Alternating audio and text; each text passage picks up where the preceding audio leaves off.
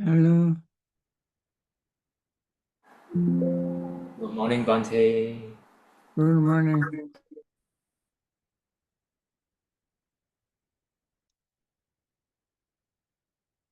Uh, are you ready?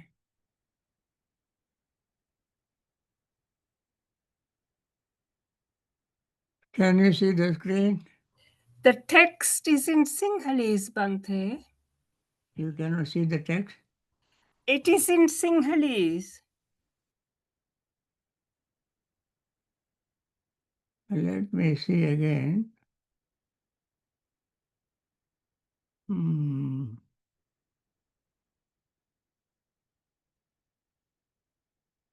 Can you see now? Hello? It's still in Sinhala, Bhante. Can you see the text? Yeah. Yes. Now we can, yeah. Yeah. You can see it? Yes. Morning, Bhante. Okay. Okay, today I am going to speak on this topic on Susīma Sutta in Samyutta Nikaya. This is a very, very important discourse to remember.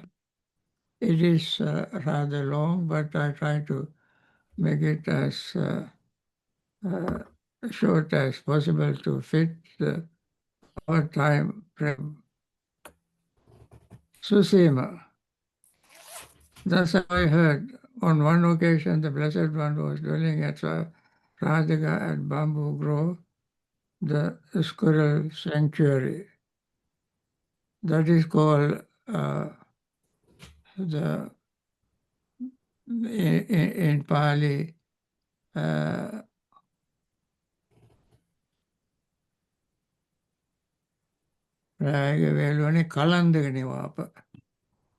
Anyway, now on that occasion, the Blessed One was honored, respected, esteemed, venerated, and revered.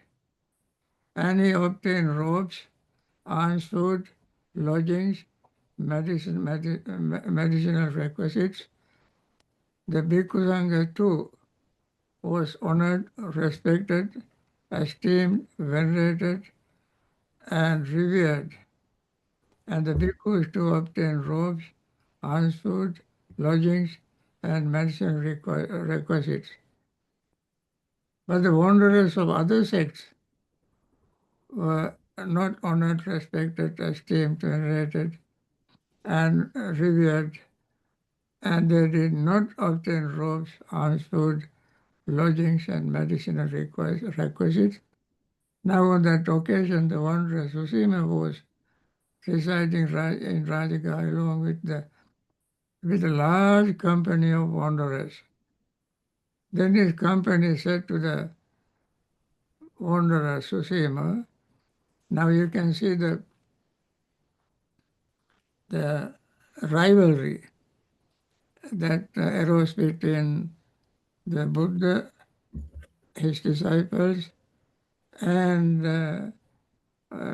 non-Buddhists or sectarians and their disciples.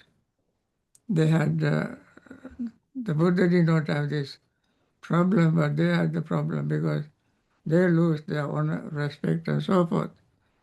Because the Buddha was so supremely enlightened, his teaching is pure, and the Buddha was very noble, the most enlightened being. And then this conversation had with them. Come from Susīma. Then Susīma had large company of wanderers. So then they wanted to compete with the Buddha and said, okay, come, friend Susīma, lead the holy life under the ascetic Gautama. Master his Dhamma and teach to us. We will master his Dhamma and preach it to the lay people. Thus we too will be honored, respected, esteemed, venerated, revered, and we too obtain robes, alms, food, lodgings, and medicinal requisites. Now you can see the motive. So Susīma, they asked Susīma to go and sneak in to Buddha's dispensation and steal the Dhamma, listen to them, and steal the Dhamma and become a sort of a Dhamma robber and come and teach to us. So we also will receive the same honor and so forth. Then Susīma thought, all right, friends. The owner Susīma replied. He then approached the Venerable Ananda and exchanged greeting with him. When they had concluded their greetings and cordial talk, he sat down and said to him, why Susīma decided to go to Ananda? He wanted to learn the Dhamma very quickly. And if I will go to the Buddha, Buddha is so much famous, greatly respected, and so many people, kings, ministers, political leaders, rich people, all go and surround the Buddha. He is very busy. Moreover, the Buddha is so working according to a schedule. He is very punctual. And when these people come and talk with them, the Buddha was very, very busy. If I were to go to Sariputta, Sariputta was very famous for his wisdom. People go to him to ask questions. And then he is very famous for his wisdom. If I were to go to Moggallana, he also is very famous for his supernatural powers, and people surround him and ask all kinds of questions about supernatural powers. If I were to go to Mahakassapa, Mahakassapa also was very famous of his practice of severe austerity. And if I were to go to Anuruddha, Anuruddha also is also very busy because he had the supernatural power to read the previous lives and read others' thoughts. If I were to go to Purnamantani Buddha is very famous for teaching Dhamma very eloquently. So all these people, and if I were to go to Upali, he is very good in Vinaya, and he would explain all these Vinaya rules to others. They all are very famous. But Ananda is very learned. He has memorized the entire suttas.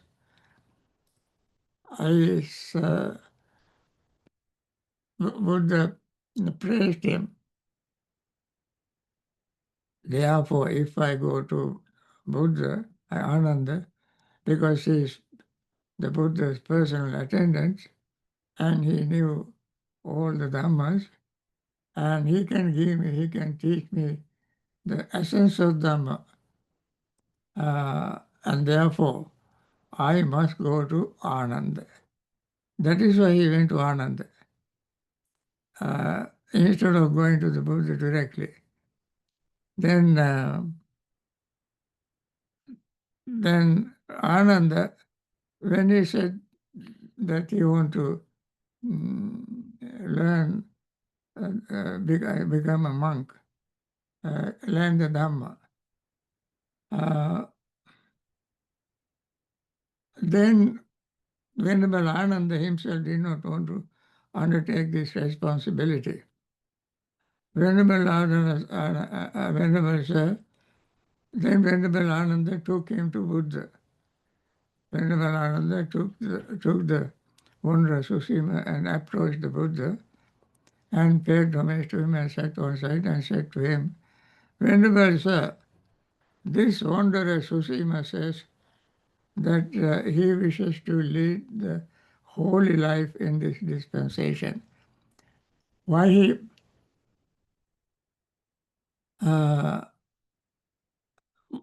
took him to the Buddha?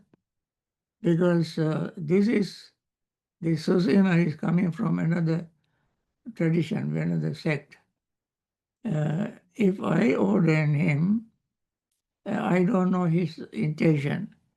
I don't know his mind. Even though Venerable Ananda knew the Dhamma, he did not have any supernatural powers to read others' minds. So Venerable Ananda thought, I don't know his mind. Also, this man would think that I am as good as the Buddha. I don't want him to misunderstand me. Therefore, he will heard the dispensation. Buddha knows all these things, and he would decide whether to ordain him or not. So Buddha took him to the Ananda took him to the Buddha and mentioned this, that this Susīma wanted to become a. So, and then Ananda took him to the Buddha. And Buddha said, then Ananda, give him going forth, give him an ordination. With the Buddha's approval, Venerable Ananda ordained Susīma. And Susīma now is a novice. Wanderer Susīma then received the going forth and high ordination under the Blessed One. Now, he is now fully ordained bhikkhu.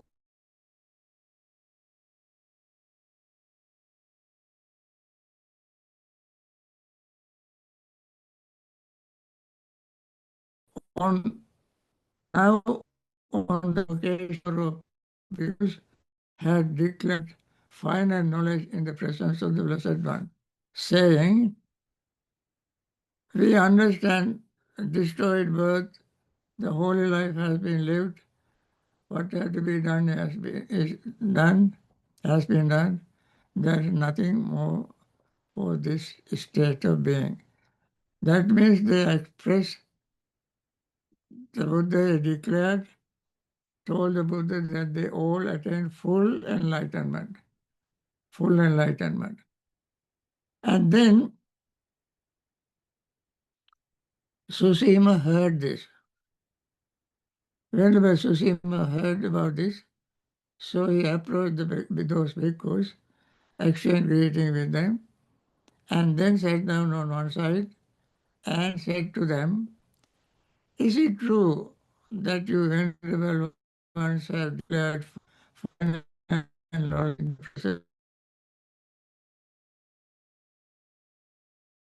whole life has been lived, what has to be done has been done, there is no more for this state of being. Then this monk said, yes, friend, we did that. Then Susīma questioned them. Now this is normal thing that people think when you attain enlightenment, become an arahant, you are supposed to have these following powers. What are they?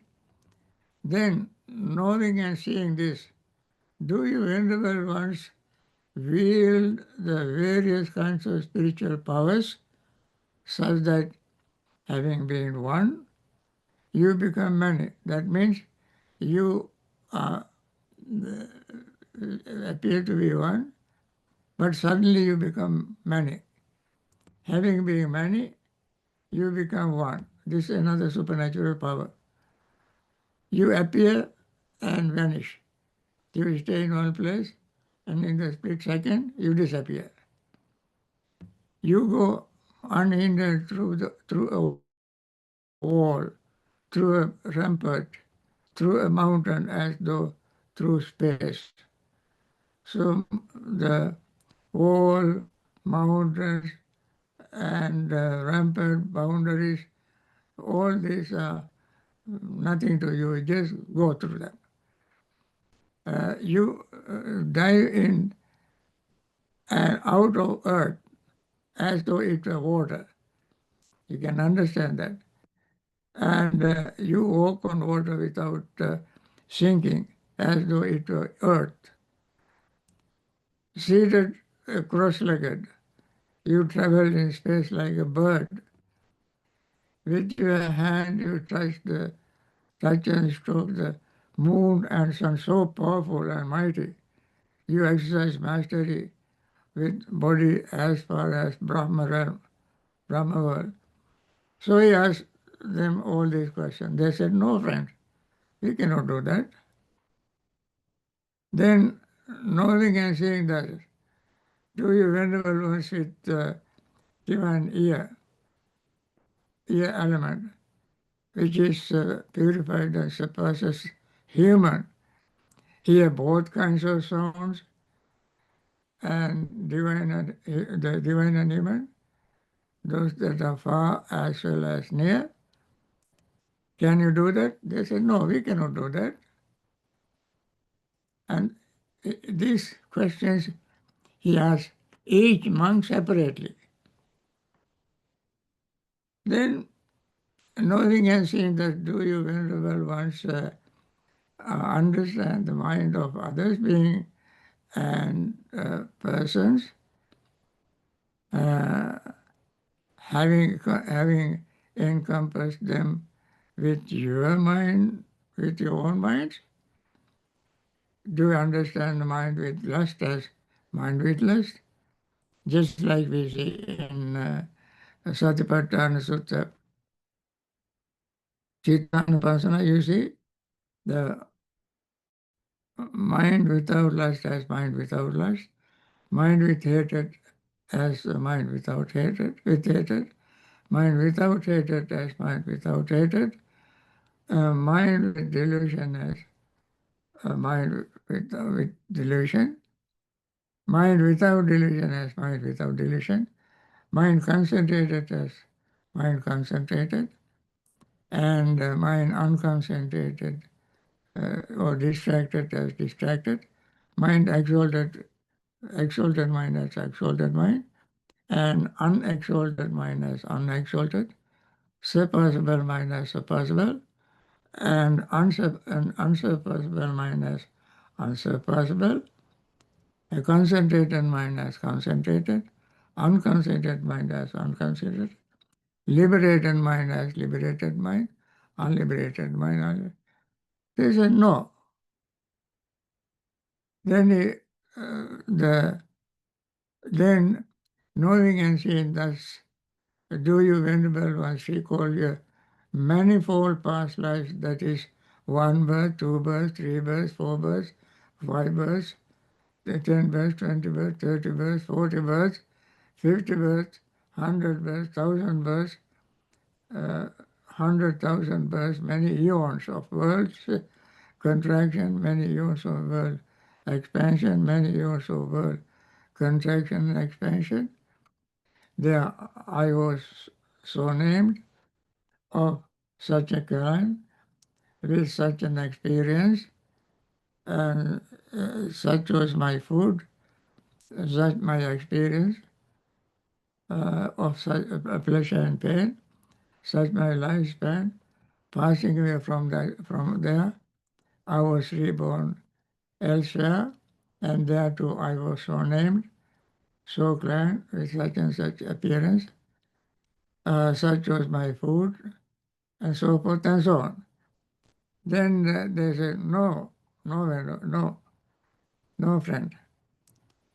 So he asked all these questions. Knowledge with divine eye, with surpasses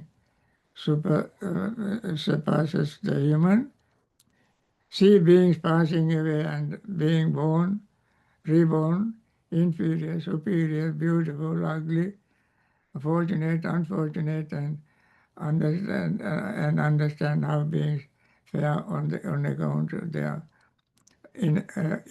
accordance with their karma. Thus, these beings who engage in misconduct of body, speech, and mind, who revile the noble ones, held wrong views, and so forth and so on. You can see the whole story.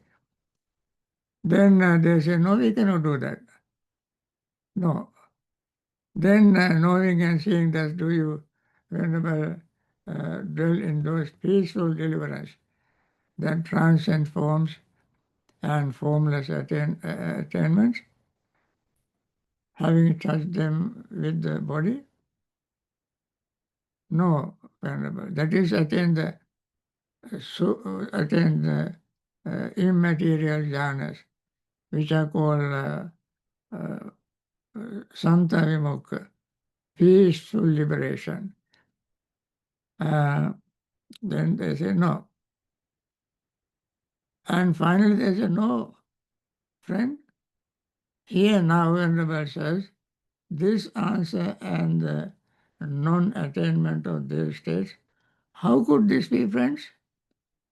That you said you attain enlightenment? Because he assumed, like others, that enlightenment means that you would be able to perform all these supernatural powers. Then says that, no, friends, we are liberated by wisdom, friends, Susīma. I do not understand in detail, friends, the meaning of what has been stated in briefly by the Venerable Ones. I am confused, Venerable Ones. I don't understand.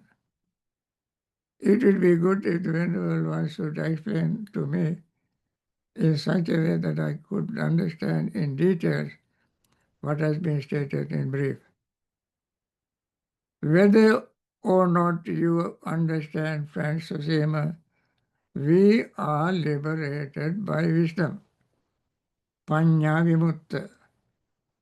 So Susīma could not understand these monks because Susīma himself is not Arahant yet. Then Venerable Susīma got up and went to the Buddha, then paid respect to him and sat down on side and said, repeated the same thing, same conversation he had with these monks. Then Buddha said, the Blessed One said to Susīma, so first Susīma comes knowledge of the stability of the Dhamma, afterwards of Nibbana, knowledge of Nibbana. So,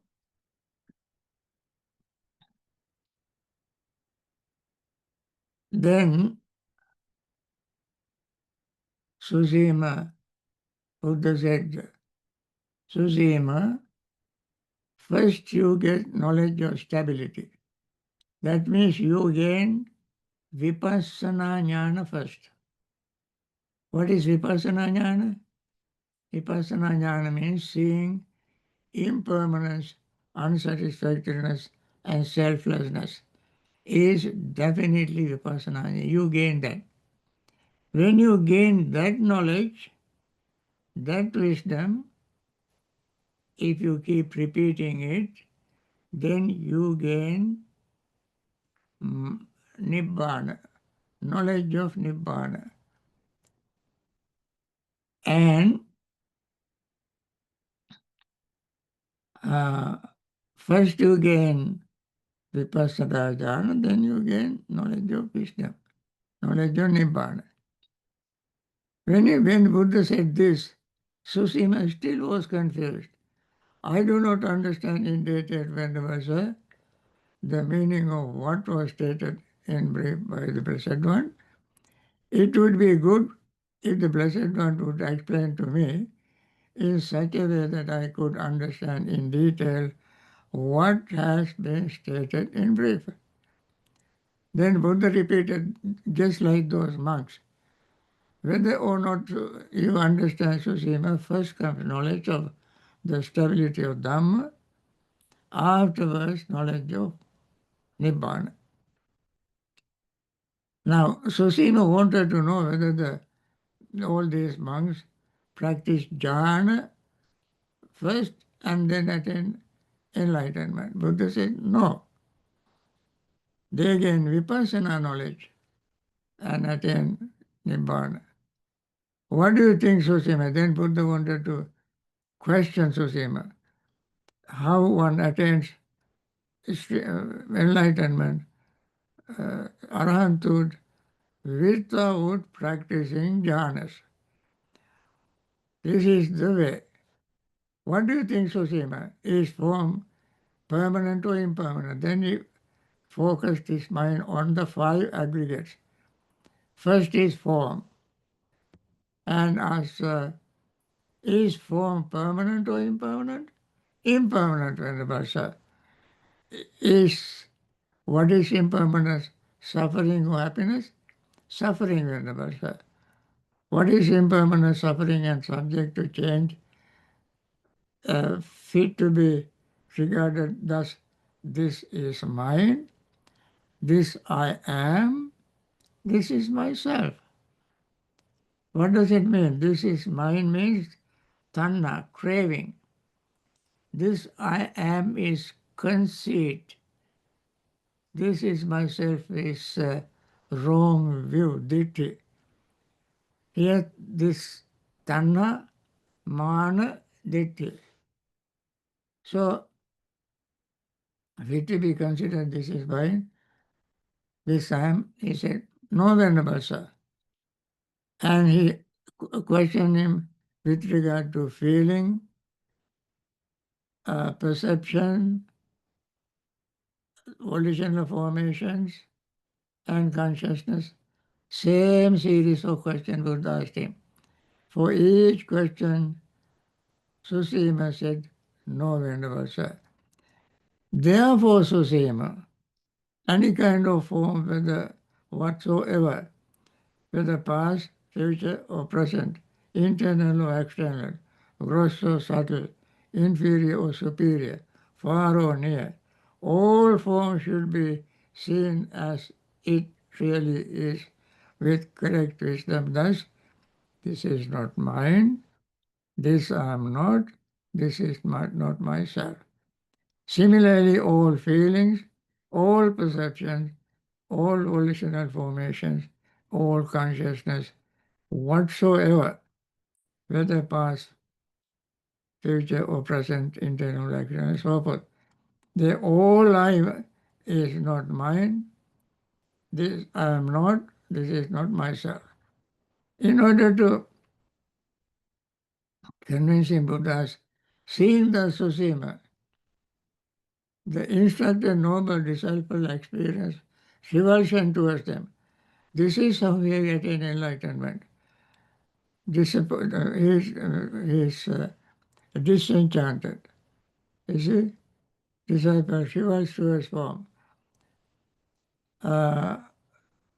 Revulsion towards feelings, revulsion towards the perception, revulsion towards the volitional formations, revulsion towards the consciousness. Experiencing revulsion, he becomes dispassionate. Through dispassion, his mind is free, his mind is liberated. When it is liberated, there comes the knowledge, it is liberated. He understands this story is birth, the holy life has been lived, what has to be done has been done, there is no more for this state of action. And this is what those monks declared to Susīma. But Susīma could not understand. And that is why he went to the Buddha. And Buddha approved those monks' attainment in this way. And then Buddha, in order to make him even more convinced and make his mind even clearer. Buddha used the dependent origination teaching.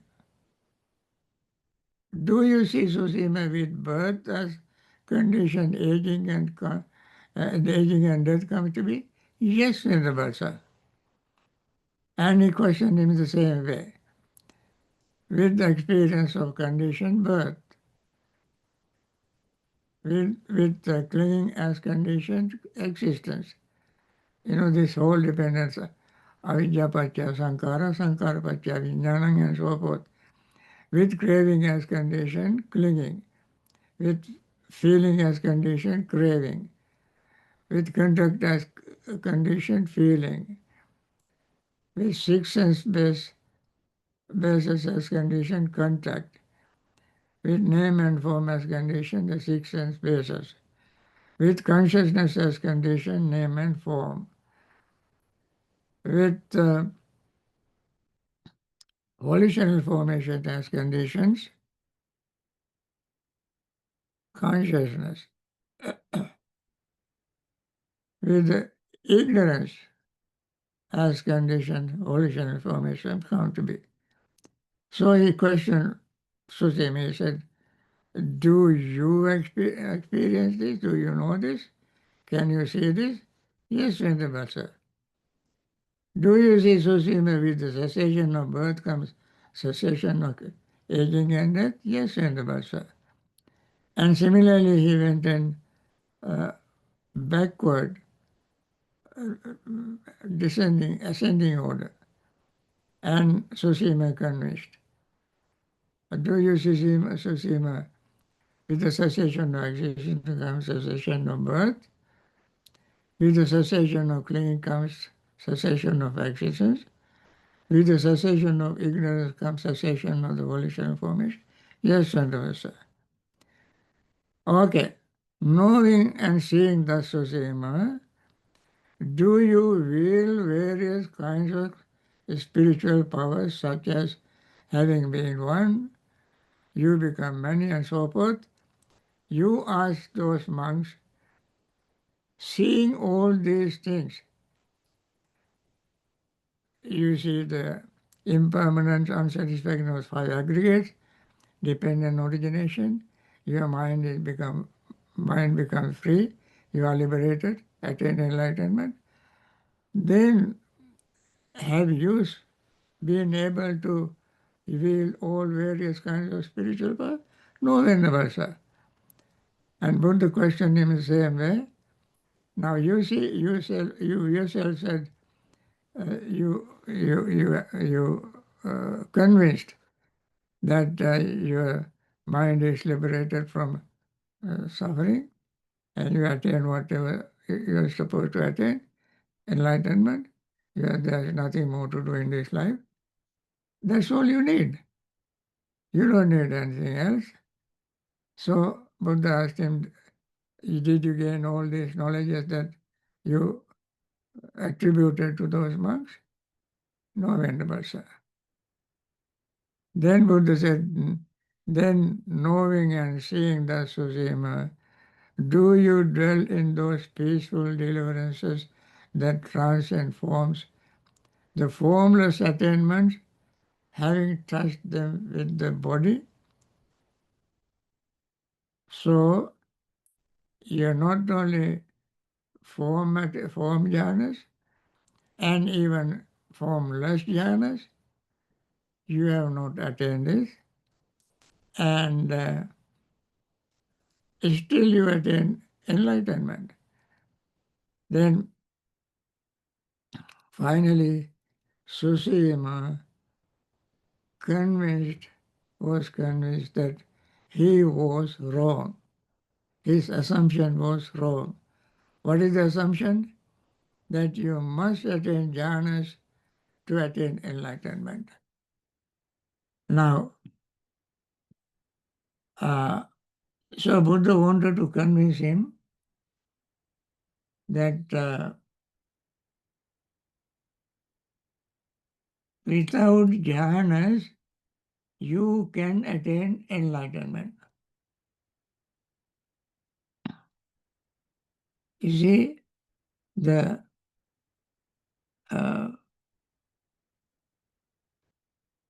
attainment of jhana and the attainment of magga phala is not the results of attainment of jhana, and not the benefit of jhana. But you have to destroy all your defilements, 10 fetters, to attain Nibbana. And that you can do by seeing the 5 aggregates and following the steps of the noble, what you call dependent origination. You can attain full enlightenment. When Buddha convinced Susīma, then the Venerable Susīma prostrated himself with his head at the Blessed One's feet and said, Venerable Sir, I have committed a transgression in that I was so foolish, so confused, so inept that I went forth as a thief of Dhamma in such a way, such a well-expounded Dhamma and discipline as this. Venerable Sir, may the Blessed One pardon me for my transgression, seen as transgression for the sake of future restraint. So he confessed. He admitted that he was confused. He had misinterpreted. He came from another tradition. He did not understand the entire teachings of the Buddha. The Buddha's teaching has one very pure, clean path. He did not understand. So he confessed. Then,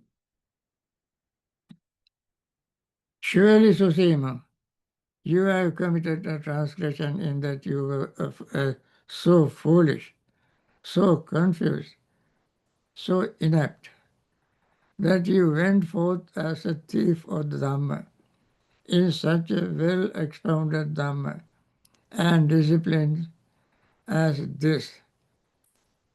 So Buddha said, you came and wanted to steal the Dhamma. You are a thief. You know, Susīma, suppose they have Susīma, they were to arrest a bandit, a criminal, and bring him before the king saying, Sir, this man is a bandit, criminal. Impose on him whatever punishment you wish. The king would say to them, Come, men, bind this man's arms tightly behind his back with a strong rope, shave his head, and lead him around from street to street, from square to square, beating a drum, then take him out through the southern gate and to the south of the city, cut off his head. What do you think, Susīma? Would that man experience pain and displeasure on that account? You see, you committed an offense. Now this is a kind of punishment you should gain. I give you better punishment than that. Although that man would experience pain and displeasure on that account, going forth as a thief of the Dhamma in such a well-expounded Dhamma and discipline, as this has results that are far more painful. far more painful. Because when you steal, far more bitter. And further, it leads to the nether world. But, this is what happened to someone who steals the Dhamma and misinterpret it, that will be very great. This reminds us what we learn in Alagadupama Sutta in Majjhima Nikaya. Anyway, but since you see your transgression as transgression and make amends for it in accordance with the Dhamma, we pardon you for it. That king asked this police to take him to put him to death. But I pardon you.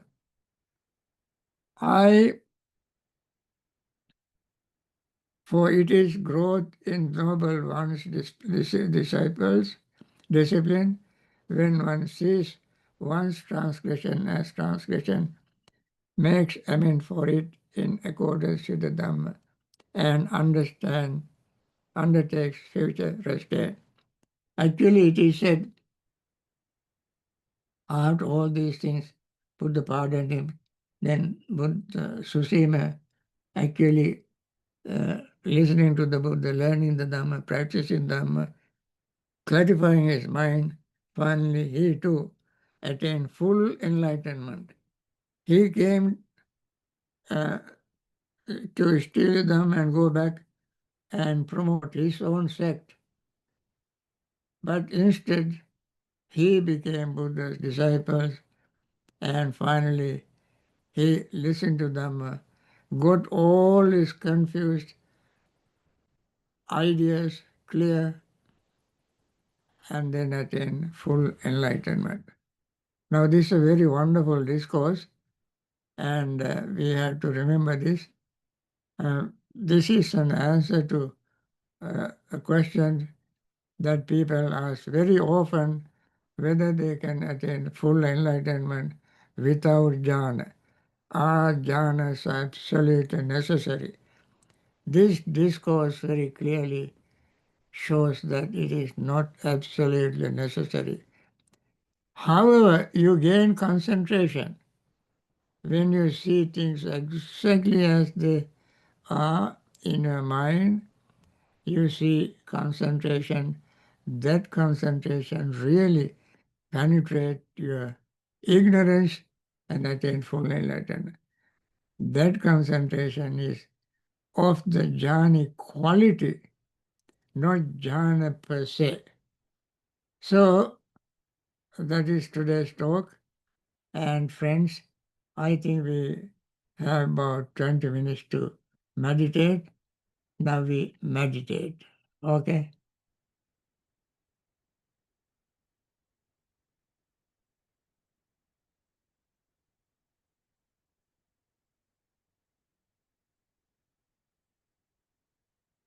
All right. Can you see the screen now? Yes, Bhante. Okay. May all beings be happy and secure.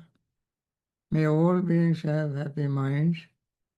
Whatever living beings there may be, Bhante, that's not the right. exception, weak or strong, long or large, medium, short, subtle or gross, visible or invisible, living near or far, born or coming to birth, may all beings have happy minds.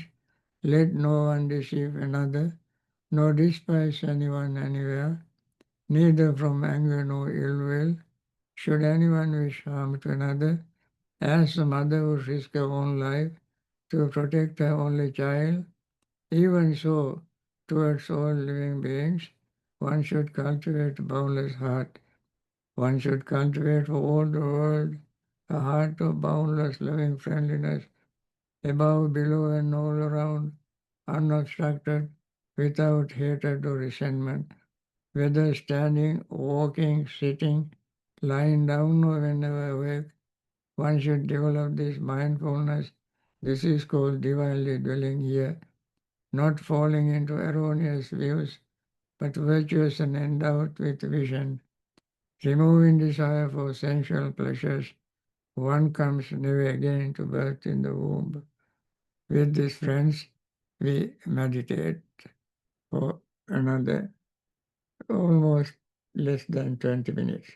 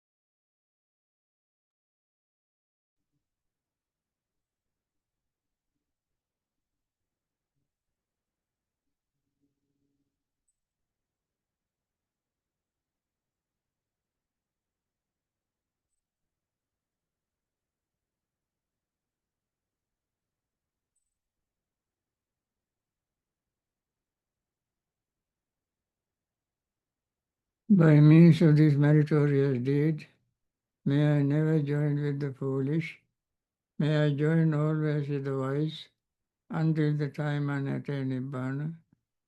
May the suffering be free from suffering, may the fear-struck be free from fear, may the grieving be free from grief, so too may all beings be, from the highest realm of existence to the lowest. May all beings arisen in these realms, with form and without form, with perception and without perception, be released from all suffering and attain to perfect peace. Excellent, excellent, excellent. So friends, this is the end of today's session. If you have any question, you may send me an email, and then I try to read leisurely and answer them. Unfortunately, email replies would not go to everybody except the person who asked the question. Anyway, this is the end of the session. May all beings, all those who are in hospitals suffering from various diseases, may they return to normal health and continue their practice and attain liberation from samsaric suffering. All those doctors, nurses, and hospital staffs who take care of these people also find time to practice meditation and liberate themselves from samsaric suffering. May all those who have lost their loved ones and may still be grieving, may they be free from the grief and try to practice Dhamma, understand the nature of life, and liberate themselves from samsaric suffering. May all those who are in trouble spots in various places, war-torn, discrimination, poverty-stricken, and so on, may they also find time to practice Dhamma, practice meditation, understand the nature of greed, hatred, and delusion, and remove them from their own mind, and then attain liberation from samsaric suffering. May all those who are in the northern direction, northeastern direction, eastern direction, southeastern direction, southern direction, southwestern direction, western direction, northwestern direction, up and below, all of them be well, happy, and peaceful. May they all attain Nibbana. And this is the end of today's session. And I see you tomorrow with another Dhamma talk. Right? Thank you, Bhante. Sadhu. Thank you, Bhante. Everyone, Saranai Sadhu, Bhante.